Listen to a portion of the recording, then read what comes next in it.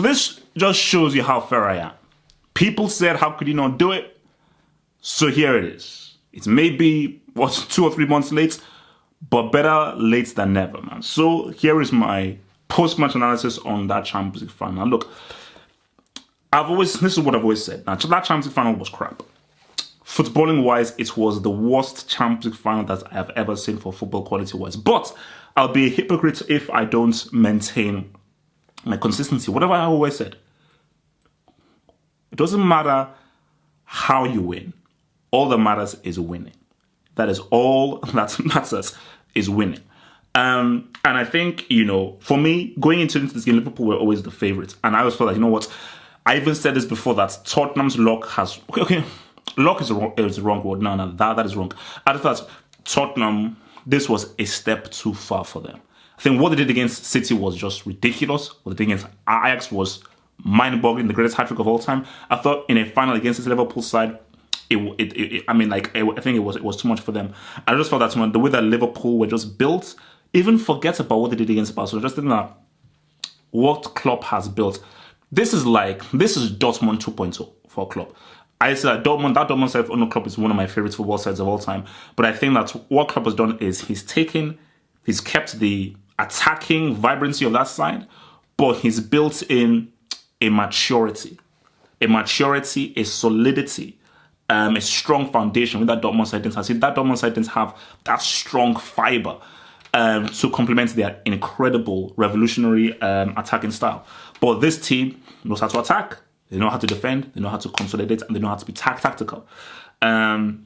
So in a final, the worst thing you can do is to concede early. And this was the worst thing that could have happened to Tottenham. Because if Tottenham had scored early, it would have made it a very interesting game. Because Liverpool being the better team, we would have had to come out and now see how good Tottenham can defend and how they can pounce back. But once, and look, it's unlucky, but it was a penalty. And I think this is the beauty of what Mane does. And this just goes to show you what Mane did so well throughout the whole season. He always forces the issue. Because of what I was saying in football. Yes, pass the ball. Of course, you need to pass the ball all the time. But when you're in a tight game, like if I'm a manager, I need at least 2 or 3 dribblers in my team. Or not even dribblers per se. I need 2 or 3 guys who can run with the ball. Who can say, you know what? I see a gap there.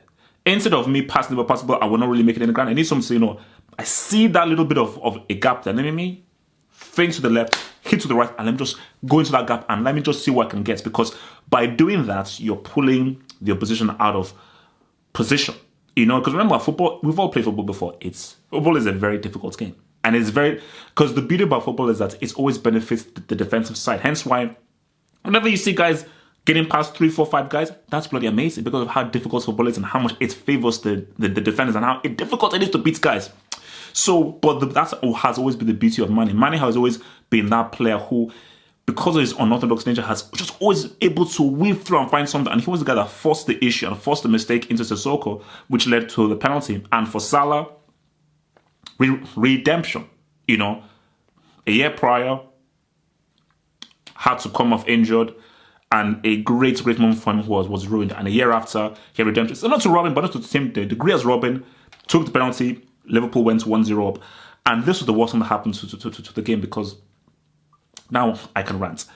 We had the discussion before. I had a discussion with man like Matt, Drifty, and so forth. And they both said, Drifty and man like Matt both said that, man, if Tottenham starts with Harry Kane, that is going to be easy food for Van Dijk and Matip. Easy food.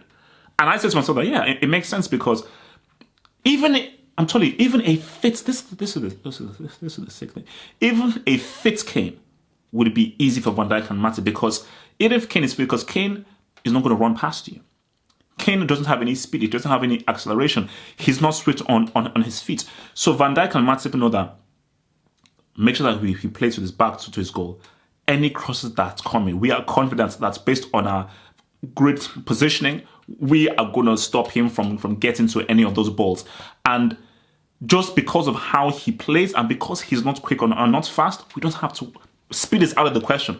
We just have to worry about our positioning on this guy, and it makes our job so much easier Whereas, if you're now going with a Moura and a Son, it's tricky because now you have to now deal with speed. Now you have to now deal with guys running past you. Now you have to deal with through balls because when Kane is there, the through ball is not out of the question. It's a ball to the feet. So all you're stopping is make sure that Kane doesn't receive the ball and give a through ball out.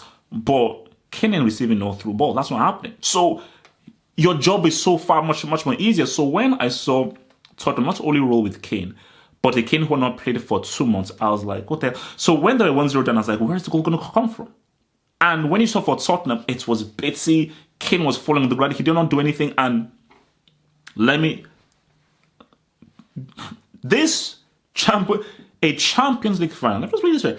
A Champions League final was Liverpool. No, a Champions League final was Van Dijk and Matip's easiest defensive work. Think of that for a second. All through the Premier League, all through all those games they played, a Champions League final was the easiest game that Liverpool had defensively. Because Tottenham, they had no threats whatsoever. And Son did the best that he could because Son was like, look, bro, Kane, screw you, man. I'm going to just run with the ball and I'm trying to shoot. Because Tottenham were playing with 10 men. Tottenham were playing with 9 outfield players. Because Kane was not existent. And it just goes straight to that. For Tottenham, why would you do that? Why the hell would you do that? So, and I think for Liverpool, and this was the key thing here because you have a decision to make now. Because in that position, Klopp could have been like, bro, let's get the second. Let's just end this now. Let's just end this now. But I think this is where you've seen Klopp grown. If this was Klopp back in 2012, 2011, he would have been attack, get the second, get the third. Leaves you open to a counter-attack, and that leaves you with space for Son to try and make something happen. But what Liverpool did is that we're not here to entertain. We are here to win this trophy. So if you want entertainment, fine. Go watch a Harlem Globetrotters or just go Cirque du Soleil or whatever. We are here to win this trophy. So what he did was like, let's consolidate. Consolidate, hold them, because Klopp could see that these guys are not, as long as Kane is on this pitch, they're not going to break us down. And Liverpool were waiting for like, when are they going to make the substitution? And I was like, surely at halftime, you're going to bring on Lucas Moura. Surely. They kept on with Kane. And Klopp was like, we're cool. We are really cool. We don't have to do anything because this is looking good for us. So, but then once it's now weighing down, Klopp was like, you know what? And this just shows you the brilliance of Klopp. Most guys bring in another defender, consolidate. But Klopp was like, you know what? Let's just end this. Your boy Origi. And what's my saying? It's not how many you score, it's when you score. Harry Kane has easily outscored Origi 100%. In a final, I'm picking Origi over Harry Kane all day, every day. Because I have more belief that Origi is going to give me a clutch goal than Harry Kane. So Harry Kane can give me 100 goals over a season. In a key game in a final, I'm picking Origi over Kane. And that just capped off for me a fantastic season for Origi, but for different points. Because people say, Origi didn't have a great season. How many goals did he score? Let me ask you guys the question. What would you rather have? Would you rather score 50 goals a season? None of them were winners and none of them won you a trophy and none of them were in key games. Or you score 7 goals a season, but all those 7 goals were key. Bro, for me, I'm scoring those 7 goals. Because those 7 goals will live in the memory. That goal that Origi scored to knock out Barcelona will live in the memory. That is going to be a memorable goal. Kane has not scored any memorable goals. He scored no goal as memorable as Origi's goal against Barcelona in that game. That goal is now in the history books. And I think when Origi came on, ball came out to him with his left foot. That just capped off a beautiful season for Origi. And when he just delivered that, I was like, you know what? Amazing. Congrats. So at 2-0, Liverpool were 100% definite winners. And I think for Tottenham, they only have themselves to blame. I have zero sympathy for Tottenham. It was an idiotic, cowardly, chump, stupid, thick, demented decision to go with Harry Kane in the game. And not only did they start Harry Kane, this guy played for about 70. I think he played the whole game. So I have zero sympathy for Tottenham because that was a stupid decision. Harry Kane ain't Cristiano. If it's Cristiano at 50%, bro, he's playing on that pitch because I know what Cristiano can do and how many clutch goals that he scored. So Cristiano at 50%, I'm playing. Sorry, I wouldn't even start Harry Kane at 100%. That's me. I wouldn't even start him 100%. Felt like he was maybe 90 or 80%. You start him and you play him for most of the game. Stupidity. But I think for all in all, man, and this is what I've always said, like, Liverpool are going to be a force next season. And I'm happy for Klopp because, like I've always said, people, I think someone asked me a question. Don't worry, the Q&As are going to return. But back in the Q&A, people asked me, okay, if you were a player, which manager would you want to play for? You know my boy, Uncle Mo. See, I'd want to play for Uncle Mo because I think I'd really get along with him. And I think he's a guy who, I just like him as a guy and a personality. So I would love to play for Uncle Mo for football, for personal reasons. But for football reasons, I think for Klopp, it would be amazing to play for him because I just think that you could see how there is a great camaraderie and chemistry and belief that he gives into his team. And I think that for him winning this Champions League, we can now say, all right, guys, we're not going to put him in the conversation for one of the best managers of his generation. You now have to do it. Based on what he did, dethroning Bayern Munich with a domicile of flipping no names, coming in with Liverpool. And you can say that, okay, they came second, 97 points, but just to win the Champions League, to beat Barcelona the way that they did, I think for me, that's huge. So even people will still say, okay, like Premier League, blah, blah, they still need to win that stuff. This is still a crowning achievement. And 100% they were deserved winners. They were deserved winners. And I think the key thing is just like the evolution of him and what he did, because I cannot think of many managers who I have seen sort of improve. Because most managers, they just sort of like stay the same. But from seeing Klopp with the Dortmund side, high line, always beating with the ball over the top, to a team who now understand how to defend, understand how to hold, who are very tough to break down, but still have the attack, still can produce, still can create the way that Dortmund side did. It's amazing. So I think for Liverpool, look, man, it's they're going to be a force. They have a good chance to defend their title.